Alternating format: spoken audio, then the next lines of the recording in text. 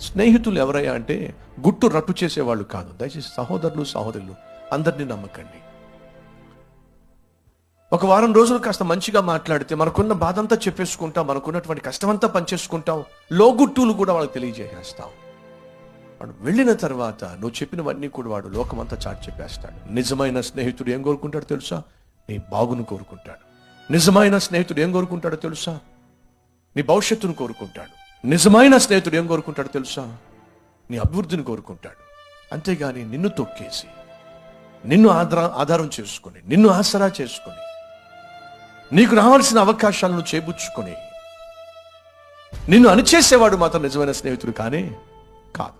నిజమైన స్నేహితునికి ఉండే లక్షణం ఏమిటంటే నువ్వు తప్పు చేస్తున్నప్పుడు ఖచ్చితంగా సరిచేస్తాడు.